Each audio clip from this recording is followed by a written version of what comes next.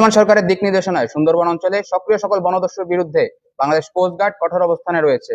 এর অংশ হিসেবে কোস্ট গার্ডের নেতৃত্বে operation restore piece in Sundarban এবং অপারেশন ম্যানগ্রোভ শিল্ড নামে দুটি বিশেষ অভিযান পরিচালিত হচ্ছে।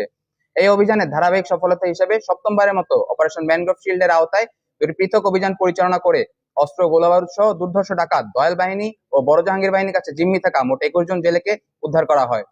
খুলনার কয়রা ও সাতক্ষীরা শ্যামনগর থানার জেলেরা মাছ ও কাঁকড়া ধরতে সুন্দরবনে গহীনে প্রবেশ করলে সুন্দরবনে দুর্ধর্ষ ডাকাত দয়াল বাহিনীর সদস্যরা ফিরিঙ্গি খাল ও কুঞ্চির খাল সংলগ্ন এলাকা থেকে তাদের জিম্মি করে মুক্তিপণ দাবি করে।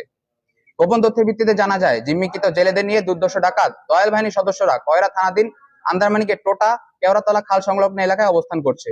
প্রাপ্ত তথ্যের ভিত্তিতে গত 21শে মে 2026 বৃহস্পতিবার ভোর 4টায় কোস্টগার্ড স্টেশন কয়রা কর্তৃক উক্ত এলাকায় একটি বিশেষ অভিযান পরিচালনা করা হয়।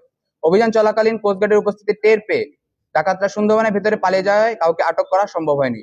পরবর্তীতে উক্ত এলাকায় তল্লাশি চালিয়ে দুর্ধর্ষ ডাকাত দয়াল বাহিনীর কাছে জিম্মি থাকা 10 জন জেলেকে উদ্ধার করা হয়। অপরদিকে কোস্টগার্ড ও র্যাবের গোয়েন্দা তথ্যের ভিত্তিতে জানা যায়, সুন্দরবনে কুখ্যাত ডাকাত বড় জাহাঙ্গীর বাহিনীর সদস্যরা খুলনা দাকব থানাধীন সুন্দরবনের শিবসা নদীর বড় দুধমুখ খাল সংলগ্ন এলাকায় অবস্থান করছে।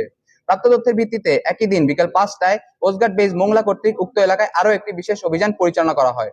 অভিযান চলাকালীন কোস্টগার্ডের উপস্থিতি টের পেয়ে ডাকাতেরা আভিযানিক দলকে উদ্দেশ্য করে গুলি ছোড়ে।